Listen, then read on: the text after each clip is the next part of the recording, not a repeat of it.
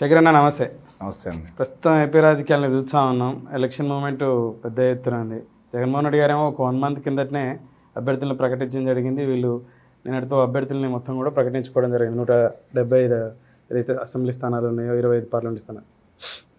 జగన్మోహన్ రెడ్డి గారు సిద్ధం సభలను పూర్తి చేసేసుకుని బస్సు యాత్ర ముందుకెళ్తున్నాడు ప్రచారానికి. నిన్న అనంతపురంలో చూసాం మనం, చెప్పులు వారిపైన విసిరేయడం. దీన్ని ఎలా చూస్తూ ఉన్నారు?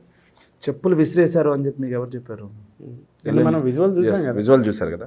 జగన్మోహన్ రెడ్డి గారు జనాల్లోకి వచ్చిన తర్వాత ఎవరో ఒక ఆకతాయి, ఎవరో ఒక టీడీపీ కుక్క, ఎవరో ఒక పసుపు దొంగ చేసినంత మాత్రాన జగన్మోహన్ రెడ్డి గారికి ఆదరణ లేదని ఎలా మాట్లాడతారు?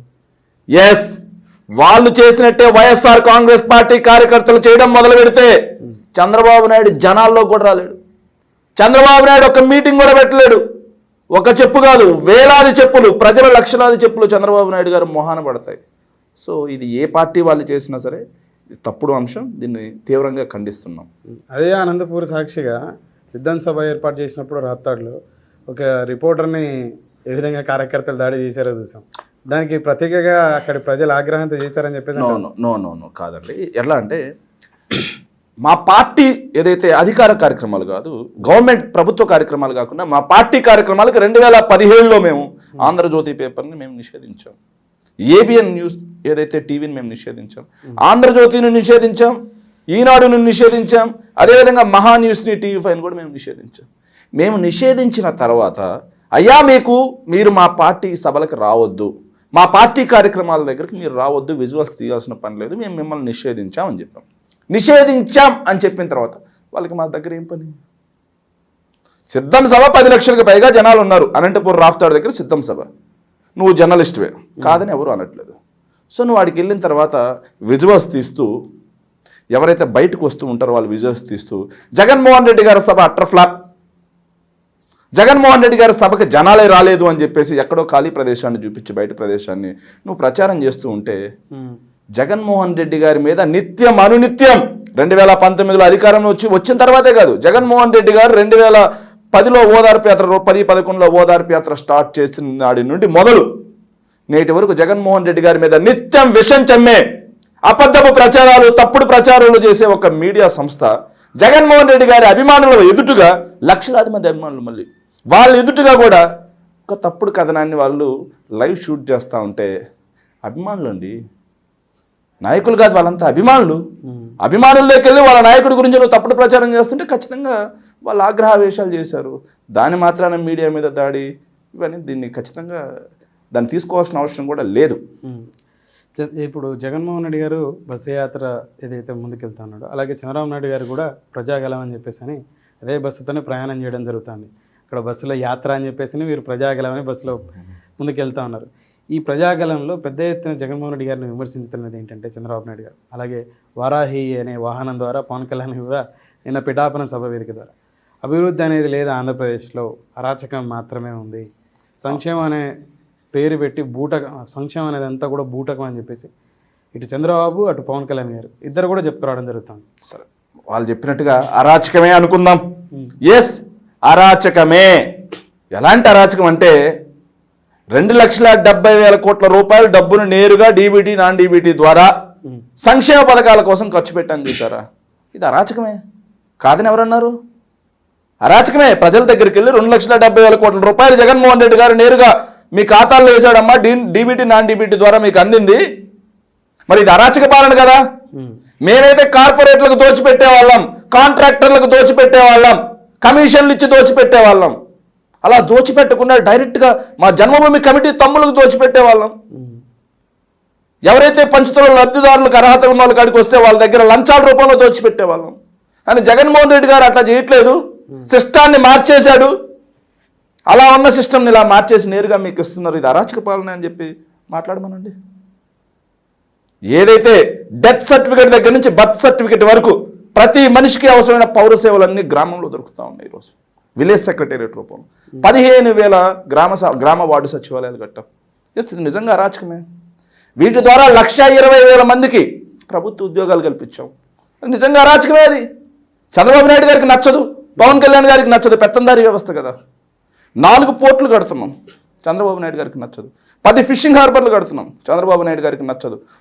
ఏదో 6 ఫిష్ ల్యాండ్ సెంటర్లు కడుతున్నాం, భోగాపురం ఎయిర్పోర్ట్ కడుతున్నాం, 17 మెడికల్ కాలేజీలు కడుతుంటే 5 మెడికల్ కాలేజీలో ఆపరేషన్ స్టార్ట్ అయ్యాయి. పోలవరం చంద్రబాబు నాయుడు గారి అసంబద్ధత విధానాలతో విధ్వంసం గురైతే దాన్ని ఒక రూపురేఖ తీసుకొచ్చాం. ఇవే కాకుండా రాయలసీమ ఎత్తిపోతలు కడుతున్నాం. ఇవి కాకుండా చంద్రబాబు నాయుడు గారి పీరియడ్లో కేవలం 34,000 కోట్ల రూపాయలు మాత్రమే గ్రౌండ్ అయితే actual investments ministry of commerce ఇచ్చిన నివేదిక ప్రకారం 1,103 కోట్ల రూపాయలు పెట్టుబడులు గ్రౌండ్ చేస్తాం. నిజంగా అరాచక పాలనే కాదని ఎవరు చెప్పారు? ప్రజల దగ్గరికి వెళ్ళమనండి. ఇవన్నీ జగన్మోహన్ రెడ్డి చేశాడు, ఎందుకు అరాచక పాలన అని చెప్పమనండి. విలేజ్ క్లినిక్స్ గ్రామాన హెల్త్ ఇస్తున్నాం. అలాగే రైతు భరోసా కేంద్రాలు విత్తనం దగ్గర నుంచి విక్రయం వరకు రైతుకు ప్రతి దశలో అండగా నిలబడుతున్నాం. చంద్రబాబు నాయుడు గారు రైతు రుణమాఫీ 87,160 కోట్లు అని చెప్పేసి దాన్ని 24,500 కోట్లకు తగ్గించి అది కూడా 15,000 కోట్లు ఇచ్చి రైతులకు వెన్నుపోటు పొడిస్తే మేము రైతుకి 50,000 ఇస్తాం ప్రతి రైతుకు అని చెప్పేసి 67,500 రూపాయలు ఇచ్చాం. ప్రతి రైతుకు చెప్పిన దానికంటే ఒక్క రైతు భరోసా కిందనే 17,500 కోట్ల రూపాయలు ఎక్కువ ఇచ్చాం. 17,500 రూపాయలు ఒక్కొక్క రైతుకి ఎక్కువ ఇచ్చాం. రైతుల దగ్గరికి వెళ్ళి ఇది అరాచక పాలన అని చెప్పండి. డ్వాక్రా మహిళల రుణాలన్నీ సంపూర్ణంగా మాఫీ చేస్తా, బ్యాంకుల్లో ఉన్న మీ బంగారం బయటికి రావాలంటే బాబు అధికారంలోకి రావాలి అని చెప్పి అధికారంలోకి వచ్చాడు. ఏమైనా చేశాడా? గుండు సున్నా. కానీ జగన్మోహన్ రెడ్డి గారు 25,500 కోట్ల రూపాయలు డ్వాక్రా మహిళలకి బెనిఫిషరీ ఇచ్చాడు. మరి అరాచక పాలనే కదా. డ్వాక్రా మహిళల దగ్గరికి వెళ్ళి జగన్మోహన్ రెడ్డి ఇంత డబ్బులు మీకు ఎట్లా ఇస్తానమ్మా, ఇది అరాచకం కాదా అని అడగమనండి, అప్పుడు మాట్లాడదాం. మీరు అన్నారు ఇందాక పోలవరం పూర్తి చేయడం జరిగింది, అలాగే రాయలసీమకు పోలవరం పూర్తి చేయడం జరిగిందని ఒక రూపురేఖ తీసుకొచ్చాం. 2019లో జగన్మోహన్ రెడ్డి గారు గెలిచిన నాటికి పోలవరం 2014 నుంచి 18 వరకు ఏ మేరకు పూర్తయింది, 19 నుంచి ఇప్పుడు 24 మేరకు ఏ మేరకు మీరు పనులు చేశారు? చంద్రబాబు నాయుడు గారి పీరియడ్లో స్పిల్వే ఏదైతే ప్రాజెక్ట్కి మెయిన్ డ్యామ్ వర్క్స్ అంటారు, వాటిని మెయిన్ డ్యామ్ వర్క్స్ ఎంత ఫినిష్ చేశాడు, వాటిని హెడ్ వర్క్స్ అని కూడా అంటారు. హెడ్ వర్క్స్ ఎంత పర్సెంటేజ్ పూర్తి చేశాడు రమ్మని చెప్పండి, మాట్లాడదాం. ఎట్లయినా ఏ ప్రాజెక్టుకైనా సరే మీరు గుర్తుంచుకోండి, ఎనీ ఇరిగేషన్ ప్రాజెక్ట్ ఏ ప్రాజెక్టుకైనా ఎంత శాతం పూర్తయింది అనడానికి 2 ఉంటాయి. ఒకటి వచ్చేసి కాస్ట్.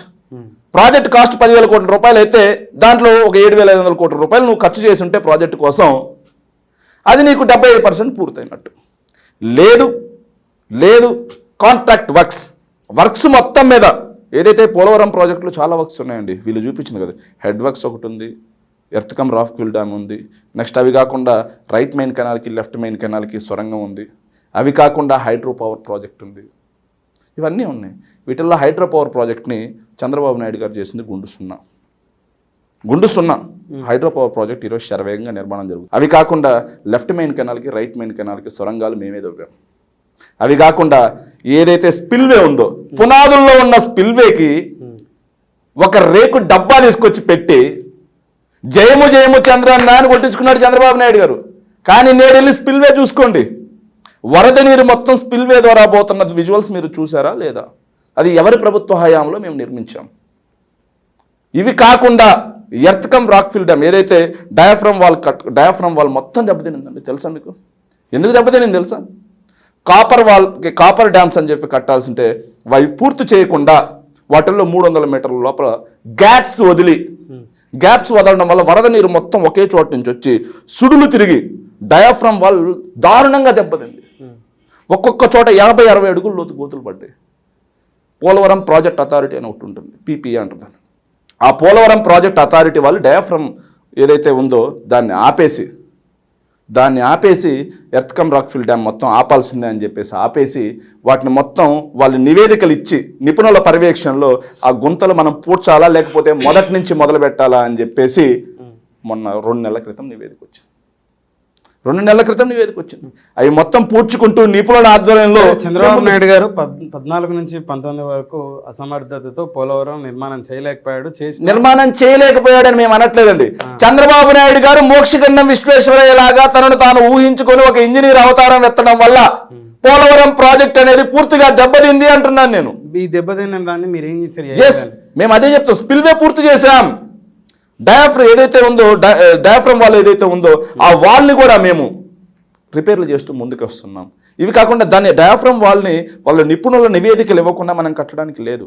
ఇంజనీర్ టీం అనేది ఒకటి ఉంటుంది, పోలవరం ప్రాజెక్ట్ అథారిటీ అనేది ఒకటి ఉంటుంది. వాళ్ళు టెస్ట్ చేసి ఏ మేరకు దెబ్బతింది, ఎందుకు దెబ్బతింది, దీన్ని ఎలా ఫిల్ చేయాలి అని చెప్పేసి పూర్తిగా చేసే లోపల మేము పవర్ ప్రాజెక్ట్ ఒకటి హైడ్రో పవర్ ప్రాజెక్ట్ స్టార్ట్ చేసుకున్నాం. అవి కాకుండా టన్నెల్స్ పూర్తి చేసుకున్నాం మేము. సో ఇలా వర్కులు చేసుకుంటూ పోతున్నాం మేము. చంద్రబాబు నాయుడు గారి కంటే కూడా ఇంకా శరవేగంగా వర్కులు చేసాం. చెక్ చేసుకోండి పోయి. 2019కి ముందు పోలవరం ఎలా ఉండేది, 2024లో పోలవరం ఎలా ఉంది, వెళ్ళి చెక్ చేసుకోండి. ఇప్పుడు పెద్ద ఎత్తున పోలవరం ఇష్యూ వచ్చినప్పుడు 2022కు పూర్తి చేస్తామని చెప్పేసి అసెంబ్లీ సాక్షిగా అనిల్ కుమార్ యాదవ్ గారు నాటి ఇరిగేషన్ శాఖ మంత్రి చెప్పుకోవడం. 24 ఇప్పుడు మీరు అధికారం నుంచి అదే అండి నేను చెప్తున్నాను కూడా అదే నేను చెప్తున్నాను అదే వినండి. మేము 22కి పూర్తి చేస్తా అన్నమాట వాస్తవం, మేము కాదనట్లేదు. కాకపోతే 20లో వచ్చిన వరదలు 2021లో వచ్చిన వరదల వల్ల ఆ డయాఫ్రమ్ వాల్ మొత్తం కొట్టుకుపోయింది. చంద్రబాబు నాయుడు ఆ గ్యాప్స్ వదిలిపెట్టిపోయాడు. ఆ గ్యాప్స్ వదిలిపెట్టిపోవడం వల్ల ఏదైతే స్పిల్వే మొత్తం మీద పోవాల్సిన వాటర్ కాస్త కేవలం 300 మీటర్ల లోపల పోవటం వల్ల, ఏదైతే మీ ఊర్లో చెరువు ఉంది, చెరువులో ఒక అలుగు ఉంటుంది, చెరువులో అలుగు 5,000 క్యూసెక్కులు మాత్రమే రిలీజ్ ఉంటుంది.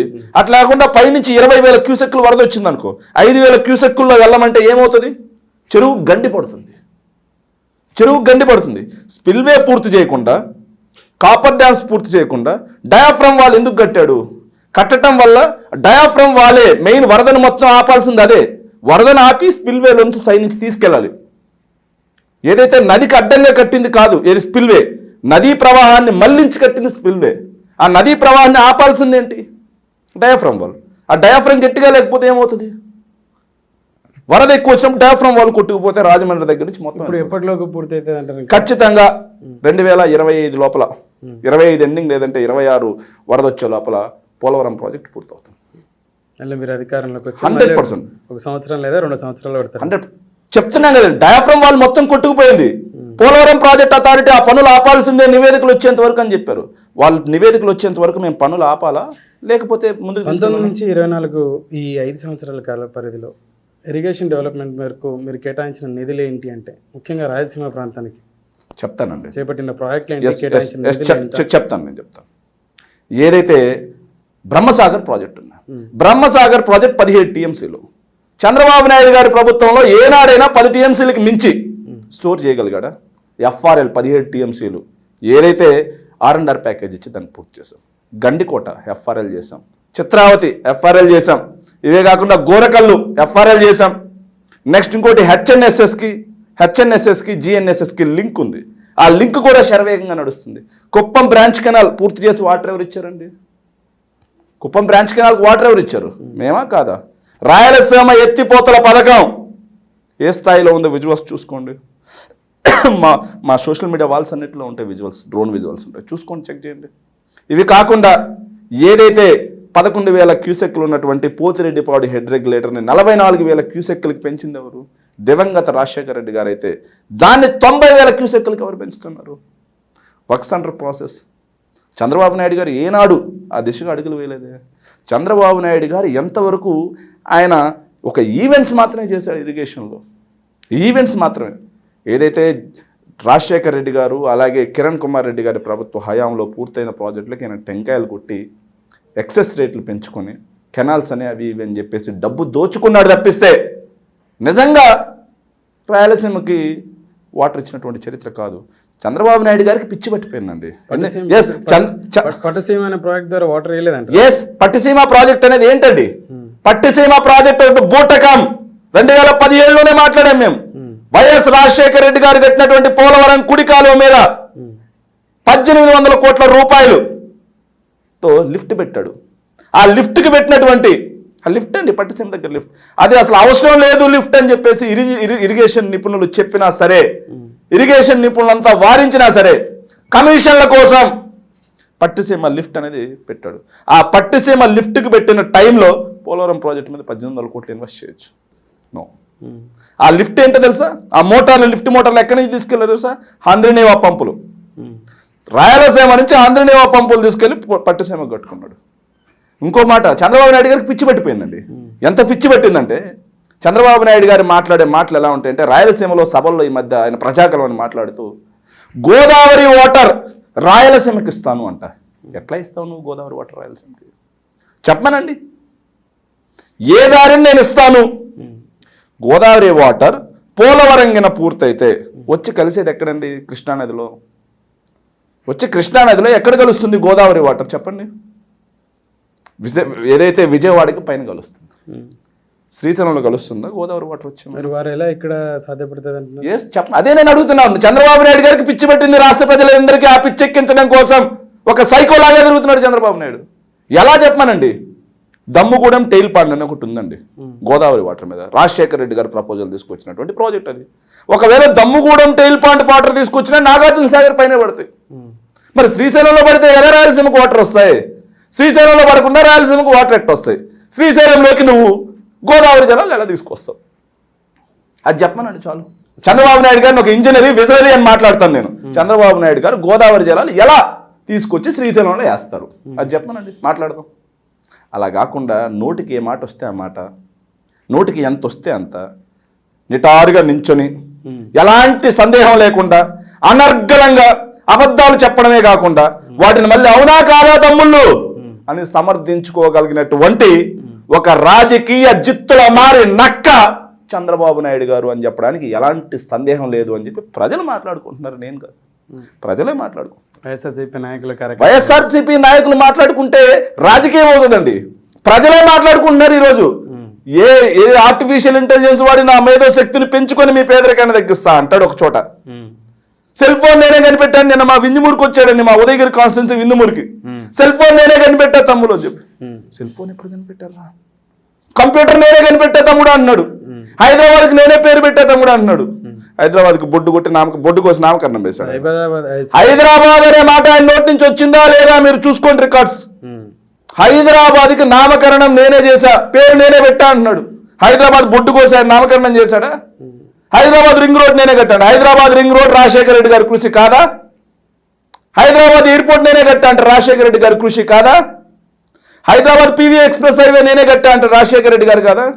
మెట్రో నేనే వేసా అంటారు. మెట్రో అసలు నువ్వు ఉన్నప్పుడు డిపిఆర్ కూడా రెడీ కాలేదు.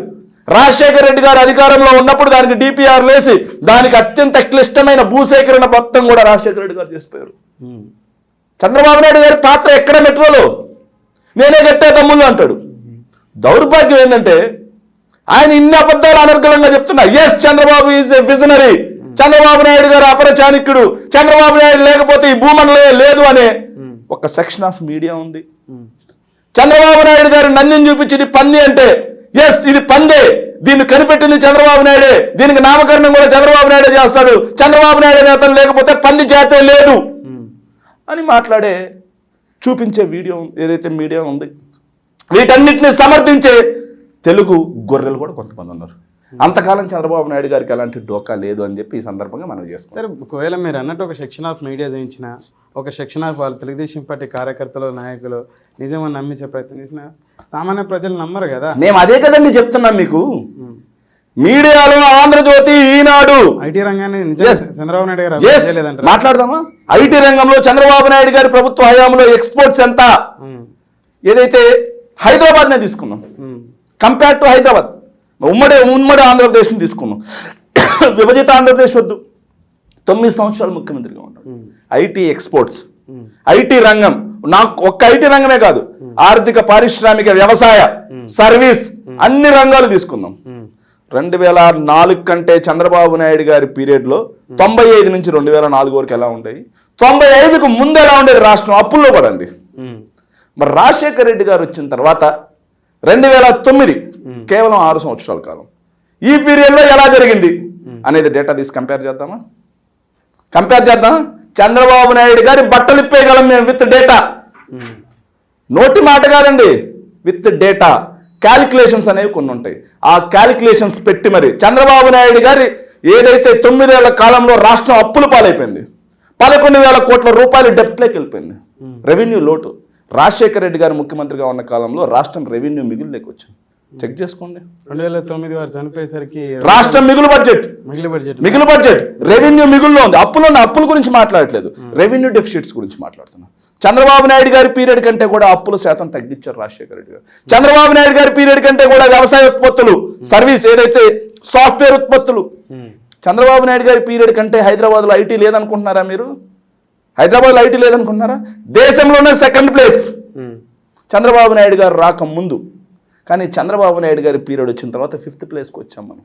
ఏందని బీకింది? గ్లోబలైజేషన్లో భాగంగా ఏదైతే పివి నరసింహారావు గారు అలాగే మన్మోహన్ సింగ్ గారి కృషి వల్ల ప్రపంచీకరణలో భారతదేశం కూడా పాల్గొంది. టెక్నాలజీ అవసరం అనేది గుర్తెరిగారు. టెక్నాలజీ అవసరం గుర్తయిన తర్వాత వాళ్ళిద్దరూ దానికి ముందుగా అడుగులు వేస్తే ప్రపంచం మొత్తం కూడా కంపెనీలన్నింటినీ అన్ని దేశాల్లో విస్తరించడం స్టార్ట్ చేశారు. విస్తరించడం స్టార్ట్ చేసినప్పుడు హైదరాబాద్కు ఉన్నటువంటి నైసర్గిక స్వరూపం అనేది ఒకటి ఉంటుంది. ఇది బేసికల్గా పెద్ద సిటీ, నిజామ్స్ టైం నుంచి ఉన్నటువంటి సిటీ ఇది. చంద్రబాబు నాయుడు ఏం కట్టలేదు. చంద్రబాబు నాయుడు గారు హైదరాబాద్ రాకముందు ఇక్కడ హైదరాబాద్లో ఎయిర్పోర్ట్ ఉంది, బేగంపేట ఎయిర్పోర్ట్. చంద్రబాబు నాయుడు గారు కుప్పంలో బళ్ళకి వెళ్ళే టైంలోనే ఇక్కడ Secunderabad railway station, Nampally railway station ఉంది. చంద్రబాబు నాయుడు గారు కుప్పంలో చెడ్డీలతో గోళీలు ఆట ఆడుకునే టైంలో హైదరాబాద్లో యూనివర్సిటీలు ఉన్నాయి. ఉస్మానియా యూనివర్సిటీ, నిజాం కాలేజ్ దగ్గర నుంచి అన్ని నిజామ్స్ కట్టించినవి ఉన్నాయి. ఏందయ్యా చంద్రబాబు నాయుడు చేసింది? చంద్రబాబు నాయుడు హైదరాబాద్లో చేసింది ఏంటో తెలుసా? హైటెక్ సిటీ పేరుతో తన కులపు వాళ్ళందరికీ భూములు దోచిపెట్టడం మాత్రమే చంద్రబాబు నాయుడు గారు చేశారు అని చెప్పేసి ఇతర దేశాల నుంచి కూడా ఇక్కడికి వచ్చి రీసెర్చ్ చేసిన వాళ్ళు కూడా బుక్స్ రాశారు. వేల మంది ఈరోజు ఏదైతే ఉపాధి పొందుతా ఉన్నారో ఆ హైటెక్ సిటీ సైబరాబాద్ నిర్మాణం కారణం చేత అని చెప్పేసి. ఎస్, ఏంటి సైబరాబాద్ నిర్మాణంలో ఆయన చేసింది ఏంటి అని నేను అడుగుతున్నా. ఎస్, సైబర్ టవర్స్ ఎవరైనా నిర్మించింది? ఎవరు సైబర్ టవర్స్ కి పునాది రాయి వేశారు? సైబర్ టవర్ కి పునాది రాయి వేసింది నేదురుమల్లి జనార్దన్ రెడ్డి గారు కాదా? ఎవరి పీరియడ్లు వేసాడయా? రాజీవ్ గాంధీ గారి స్వహస్తాలతో కాదా? నేదురుమల్లి జనార్దన్ రెడ్డి గారు కాదా వేసింది? నేదురుమల్లి జనార్దన్ రెడ్డి గారు వేసిన దాన్ని ఈయన కొనసాగించి మళ్ళీ శంకుస్థాపన చేశారు. జరగాలి చెల్లికి మళ్ళీ మళ్ళీ పెళ్లి అంటారు కదా. చంద్రబాబు నాయుడు గారికి శంకుస్థాపనల మీద శంకుస్థాపనలు, ప్రతిదాన్ని జాతికి అంకితం చేయడం. పోలవరంలో అయితే గేట్ని జాతికి అంకితం చేశారు, డయాఫ్రమ్ వాళ్ళని జాతికి అంకితం చేశారు, స్పిల్వేని జాతికి అంకితం చేశాడు. అట్లా పోలవరంలో ఒక్కొక్క అంశాన్ని ఒక్కొక్క ఈవెంట్ చేశాడు. అట్లా దీన్ని కూడా ఈవెంట్ చేశాడు తప్పిస్తే ఏం చేశాడు? సో చంద్రబాబు నాయుడు గారు అభివృద్ధి ఏం చేయలేదంటారు? అభివృద్ధి చేయలేదని నేను అట్లా హైదరాబాద్ మొత్తానికి నాదే బాధ్యత అంటే మాత్రం ఒప్పుకోం. చంద్రబాబు నాయుడు గారి కంటే కూడా రాజశేఖర రెడ్డి గారి హయాంలోనే హైదరాబాద్ ఎక్కువ అభివృద్ధి చెందింది. రింగ్ రోడ్ రాజశేఖర రెడ్డి గారి కృషే, ఎయిర్పోర్ట్ రాజశేఖర రెడ్డి గారి కృషే, ఎక్స్ప్రెస్ వేస్ రాజశేఖర రెడ్డి గారి కృషే. ఏదైతే ఈ రోజు నిర్మాణంలో ఉన్నట్టు ఏదైతే టిఆర్ఎస్ గవర్నమెంట్ వచ్చిన తర్వాత కూడా నిర్మించినటువంటి ఏదైతే ఫ్లైఓవర్స్ ఉన్నాయో ఆ జైకా నిధులు కూడా, జపాన్కి చెందినటువంటి జైకా నిధులు కూడా రాజశేఖర రెడ్డి గారి కృషే. అవి కూడా రాజశేఖర రెడ్డి గారి హయాంలోనే మంజూరైనటువంటి నిధులు అని చెప్పి స్పష్టంగా చెప్పగలను. చిన్న ఇంటరప్షన్. 2004 చంద్రబాబు నాయుడు గారు అధికారం కోల్పోయి రాజశేఖర రెడ్డి గారికి ముఖ్యమంత్రి అయ్యే నాటికి ఉన్నటువంటి, అంటే వారు దిగిపోయే నాటికి చేసినటువంటి అప్పు ఎంత, రాష్ట్రం అప్పు ఎంత ఉండింది? అలాగే 2009 రాజశేఖర రెడ్డి గారు మరణం అయిన తర్వాత మరొకరు రోషయ్య గారు ముఖ్యమంత్రి అయినాటికి ఉన్న అప్పు ఎంత? ఎస్, ఖచ్చితంగా చెప్తాను. మీరు ఒక్క నిమిషం ఆపగలిగితే. తప్పకుండా. మిత్రులకు మీరు చూడండి మిత్రులకు విజ్ఞప్తి ఏంటంటే, చాలా పెద్ద గొంతుతో చెప్పుకోవచ్చు అన్నారు శేఖర్ రెడ్డి గారు, గుడిపరెడ్డి శేఖర్ రెడ్డి గారు. ఏంటంటే చంద్రబాబు నాయుడు గారి పాత్ర చాలా తక్కువ ఉంది హైదరాబాద్ డెవలప్మెంట్లో, కానీ వారే నేను హైదరాబాద్ నిర్మించిన అని చెప్పుకోవడం జరుగుతుంది. ఐటీని పెద్ద ఎత్తున డెవలప్ చేసిన అని చెప్పేసి వారు చెప్పడంతో పాటు వారు ఒక సెక్షన్ ఆఫ్ మీడియా కానీ ఒక సెక్షన్ ఆఫ్ పీపుల్ కానీ పెద్ద ఎత్తున ప్రొజెక్ట్ చేయడం జరుగుతూ ఉంటుంది. తప్పుడు ప్రచారాన్ని పెద్ద ఎత్తున ప్రజల్లో పంపించే ప్రయత్నం చేస్తుంటారు.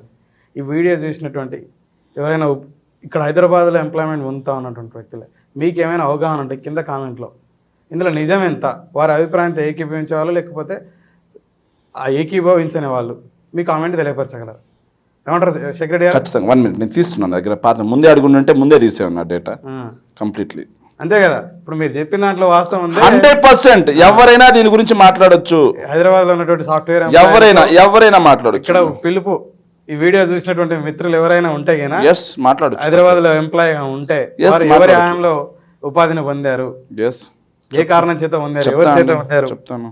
98, 99లో వాస్తవంగా చెప్పాలంటే 94, 95 టయానికి ఏదైతే 94, 95 మూడోసారి తెలుగుదేశం ప్రభుత్వం అధికారంలోకి వచ్చే టయానికి రాష్ట్రంలో సాఫ్ట్వేర్ ఎగుమతులు 250 కోట్లు. అంటే ఏదైతే దేశం మొత్తం మీద 250 కోట్లు ఉంటే రాష్ట్ర వాటా 22 కోట్లు. అంటే దాదాపుగా 9%. దేశంలోనే 3వ స్థానంలో మనం ఉండేవాళ్ళం. దేశంలో 3వ స్థానంలో చంద్రబాబు నాయుడు గారు సీఎం కాకముందు ఆంధ్రప్రదేశ్లో సాఫ్ట్వేర్ ఎగుమతులు ఉండేవి. కానీ 98, 99 సంవత్సరానికి వచ్చేసరికి రాష్ట్రంలో ఎగుమతులు 22 కోట్ల నుంచి 575 కోట్ల రూపాయలకు పెరిగిన మాట వాస్తవం. కానీ దేశవ్యాప్తంగా తీసుకుంటే దేశవ్యాప్తంగా తీసుకుంటే మొత్తం 6,300 కోట్ల రూపాయలు భారతదేశం యొక్క మొత్తం యొక్క సాఫ్ట్వేర్ ఎగుమతులు అయితే ఆంధ్రప్రదేశ్ వాటా 9% మాత్రమే.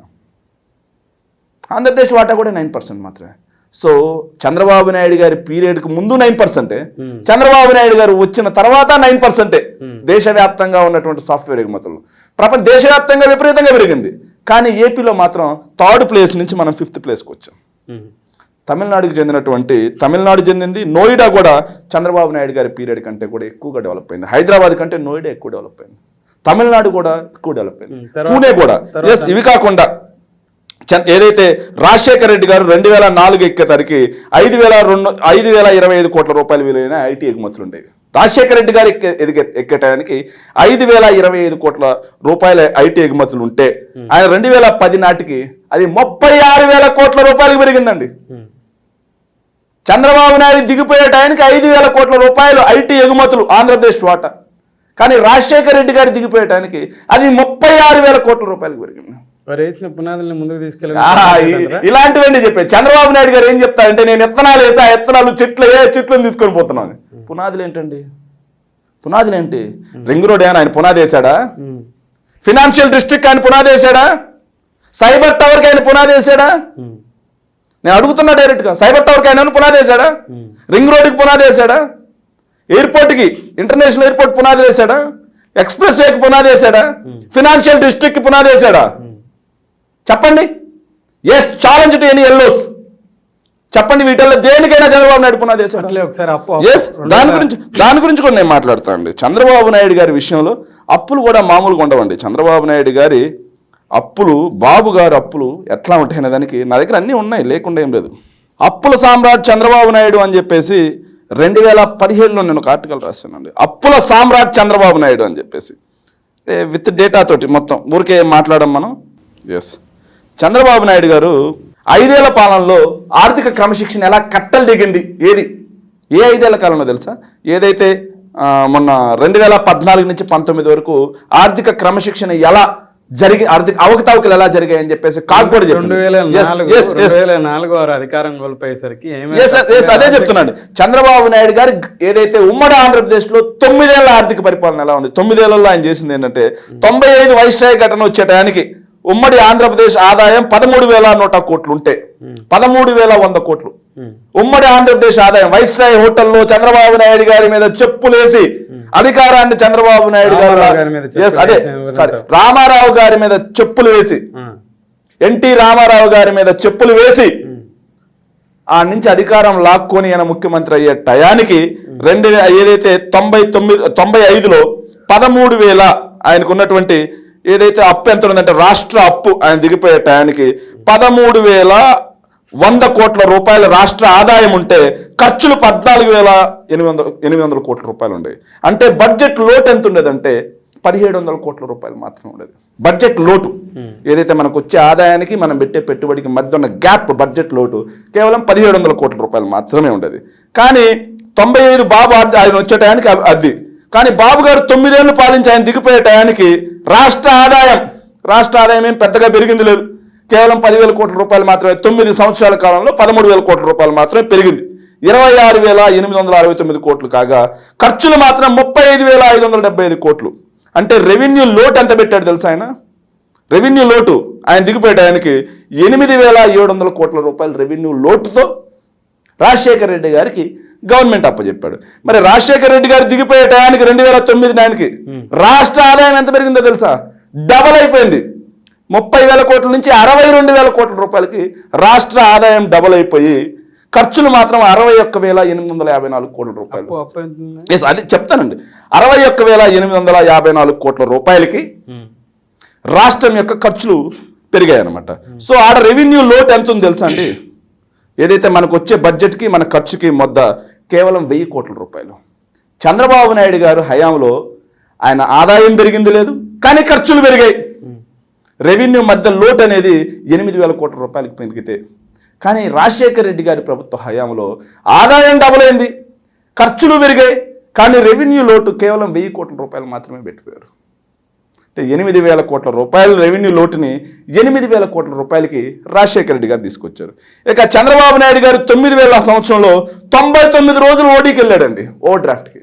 కానీ రాజశేఖర రెడ్డి గారు 5 సంవత్సరాల కాలంలో ఒక్కరోజు కూడా, కనీసం ఒక్కరోజు కూడా ఓడీకి వెళ్ళలేదు. మళ్ళీ ఎప్పుడు వెళ్ళా తెలుసా ఓడీకి? 2014లో మళ్ళీ చంద్రబాబు నాయుడు గారు ముఖ్యమంత్రి అయిన తర్వాత స్టేట్ గవర్నమెంట్ ఓడీకి వెళ్ళడం జరిగింది. మరి ఎవరికి ఆర్థిక క్రమశిక్షణ ఉంది? తర్వాత జగన్మోహన్ రెడ్డి నేను చెప్తాను, వెళ్ళామండి, చెప్తున్నా. ఎవరికి ఆర్థిక క్రమశిక్షణ ఉంది? వెళ్ళలేదని నేను చెప్పండి. ఎవరికి ఆర్థిక క్రమశిక్షణ ఉంది? ఏదైతే సంపన్న రాష్ట్రంగా ఉన్నటువంటి ఆంధ్రప్రదేశ్ని 95 నుంచి 2004 దాకా పంది కుక్కుల్లాగా తిన్నారు. రాష్ట్ర ఆదాయం పెంచకపోగా ఖర్చులు పెంచి రెవెన్యూ లోటును పెంచారు. కానీ రాజశేఖర రెడ్డి గారు రాష్ట్ర ఆదాయాన్ని డబుల్ చేశారు. అలాగే సంక్షేమ పథకాల రూపంలో, సాగునీటి పథకాల రూపంలో అన్నింటినీ కూడా ఖర్చుని డెవలప్ చేశారు. రెవెన్యూ లోటు కేవలం 1,000 కోట్ల రూపాయలు మాత్రమే పెట్టారు. మరి ఎవరు విజనరీ? మరి ఎందుకని ఈ రోజుకి పెద్ద ఎత్తున నాయకులు అంటే నాడు రాజశేఖర రెడ్డి గారు కానీ నేడు వారి కుమారుడు జగన్మోహన్ రెడ్డి గారు సంక్షేమానికి పెద్ద ఎత్తున ప్రాధాన్యత ఇవ్వడం జరుగుతుంది కానీ అభివృద్ధికి ప్రాధాన్యత ఇవ్వట్లేదు. ప్రజలకి రూపాయి పంచడం కాదు, రూపాయి సంపాదించుకోవడం నేర్పించగలగాలి. అదే అండి పంచుడేంటి, పన్నులు పెద్ద ఎత్తున. సరే అండి, సరే ఒక మాట అండి.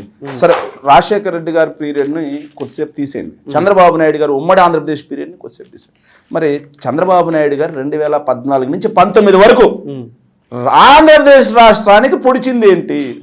మీరు అభివృద్ధి అంటున్నారు. చంద్రబాబు నాయుడు గారు ఒక్క సీపోర్ట్ కట్టారా?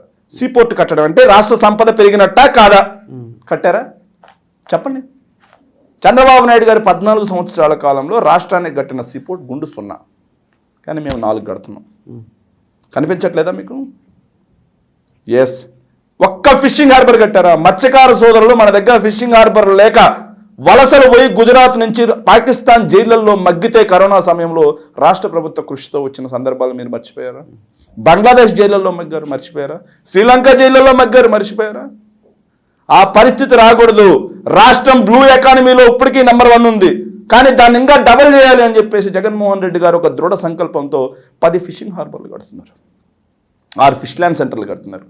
చంద్రబాబు నాయుడు గారి 14 ఏళ్ల కాలంలో పోర్టులు పక్కన పెట్టండి, ఫిషింగ్ హార్బర్లు పెట్టండి, పక్కన పెట్టండి, ఫిష్ ల్యాండ్ సెంటర్లు పక్కన పెట్టండి, సముద్రం తీరం వెంబడి కనీసం ఒక చిన్న జట్టి కట్టించాడా? ఏంటి మరి చంద్రబాబు నాయుడు చేసిన అభివృద్ధి ఏంటి? చంద్రబాబు నాయుడు గారు 14 ఏళ్ల ప్రభుత్వ కాలంలో ఒక్క మెడికల్ కాలేజ్ కట్టించాడా? గవర్నమెంట్ మెడికల్ కాలేజ్, నేను ప్రైవేట్ మెడికల్ కాలేజ్ గురించి నేను మాట్లాడు. ఒక్కటి చెప్పండి చాలు. కానీ జగన్మోహన్ రెడ్డి గారు కేవలం 5 సంవత్సరాల ప్రభుత్వ హయాంలో 5 మెడికల్ కాలేజీలు ఆపరేషన్స్లోకి వచ్చాయి. 12 మెడికల్ కాలేజీలు, మిగిలిన 12 మెడికల్ కాలేజీలు శరవేగంగా నిర్మాణంలో ఉన్నాయి. మరి ఏంటి అభివృద్ధి? రెండింటి మధ్య డిఫరెన్షియేషన్ తీసుకోండి. ఇది అభివృద్ధి కాదా? చంద్రబాబు నాయుడు గారి ప్రభుత్వ హయాంలో 14 సంవత్సరాల కాలం తీసుకోండి. ఆయన ప్రభుత్వ హయాంలో ఒక్క ఎయిర్పోర్ట్ కట్టించాడా చెప్పండి? రాజశేఖర రెడ్డి గారు శంషాబాద్ ఎయిర్పోర్ట్ నిర్మిస్తే ఓర్వకల్ ఎయిర్పోర్ట్ చంద్రబాబు నాయుడు గారు నిర్మించారా? ఉన్నదాన్ని ఎక్స్ప్లెయిన్ చేశారంతే. చూసుకోండి, చెక్ చేసుకోండి. ఇంటర్నేషనల్ ఎయిర్పోర్ట్ చెక్ చేసుకోండి. మీరు ఏదైతే ఇది గన్నవరం ఎయిర్పోర్ట్ తీసుకోండి, ఇంతకుముందు ఉన్నదాన్ని పౌర విమానయాన శాఖ ద్వారా అప్గ్రేడేషన్ చేశారు. అంతేగాని కొత్తగా ఒక ఎయిర్పోర్ట్ నిర్మించారు. చంద్రబాబు నాయుడు 14 నుంచి 19 వరకు డెవలప్మెంట్ ఏం చేయలేదు. మరి కియా ఫ్యాక్టరీ, శ్రీ సిటీలో ఇండస్ట్రీస్ చెప్తానండి. మీ నెల్లూరులో ఇండస్ట్రీస్ ఎలా చెప్తాను. నేను ఎవ్రీథింగ్ ఐ విల్. నేను ప్రతి దాని గురించి మాట్లాడతాను. మీరు కంగారు పడాల్సిన ఏం పని లేదు. చంద్రబాబు నాయుడు గారితో కంపేర్ చేసి అరటిపండు ఒలిచి నోట్లో పెట్టినట్టుగా ప్రజలతో పాటుగా మీకు కూడా విమర్శ అందిస్తాను. మీరు కంగారు పడాల్సిన పని ఏం లేదు. నిమ్మలంగా మాట్లాడదాం. కంగారు మరి ఏమైంది?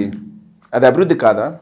చంద్రబాబు నాయుడు గారి ప్రభుత్వ హయాంలో ఏ స్కూల్కైనా కనీసం ఒక మరుగుదొడ్డైనా కట్టించాడని చూపించమనండి, మాట్లాడదాం. Yes, challenge. కానీ జగన్మోహన్ రెడ్డి గారు ఈరోజు నాడు నేడు ద్వారా బాగు చేసిన స్కూల్స్ ఎన్ని? ఇంగ్లీష్ మీడియం ఎన్ని స్కూల్స్? డిజిటల్ బోధన ఎన్ని స్కూల్స్లో నడుస్తుంది? Bilingual text books. ఇంతకుముందు నేను గవర్నమెంట్ బళ్ళలో, నేను కూడా గవర్నమెంట్ ప్రభుత్వ పాఠశాల విద్యార్థిని. చంద్రబాబు నాయుడు గారే నేను స్కూల్లో ఉన్నప్పుడు ముఖ్యమంత్రిగా ఉండేవాడు 2004 ముందు. నాకు టెక్స్ట్ బుక్స్ వచ్చింది ఎప్పుడో తెలుసా అండి? డిసెంబర్లో అందే.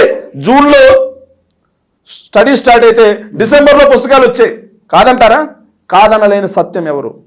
కాదనలేని సత్యం ఎవరు? బడులు ఎలా ఉండేవి? కనీసం తాగడానికి మంచి నీరు కూడా దొరకని పరిస్థితి. కానీ నేడు స్కూల్స్ ఎలా ఉన్నాయి? స్కూల్స్లో టాయిలెట్స్ ఎలా ఉన్నాయి? స్కూల్స్లో రక్షిత మంచినీటి పథకం ఎలా ఉంది? స్కూల్స్లో గోరుముద్ద ఎలా ఉంది? పిల్లలు వేసుకునే యూనిఫామ్ ఎలా ఉంది? పిల్లలు చదివే పుస్తకాలు ఎలా ఉన్నాయి? పిల్లలకి చెప్పేటువంటి విద్యా బోధన విధానం మారిందా లేదా?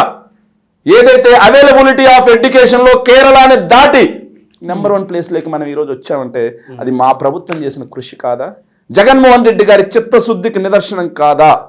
బైజూస్ కంటెంట్ కూడా పిల్లలకి ఉచితంగా అందిస్తున్నామంటే, ఏదైతే కార్పొరేట్ స్కూళ్ళల్లో ఈరోజు ఆక్రిడ్ స్కూల్, అలాగే ఢిల్లీ పబ్లిక్ స్కూల్, ఇలాంటి స్కూళ్ళల్లో లభించేటువంటి ఐబీ సిలబస్ విద్యని పేద పిల్లలకి, ఏదైతే గుడిసెల్లో ఉండేటువంటి పేద పిల్లలకి వాళ్ళకి మేము ఈరోజు ప్రభుత్వం ద్వారా అందిస్తున్నామంటే ఇది మానవ వనరుల మీద పెట్టిన పెట్టుబడి కాదా?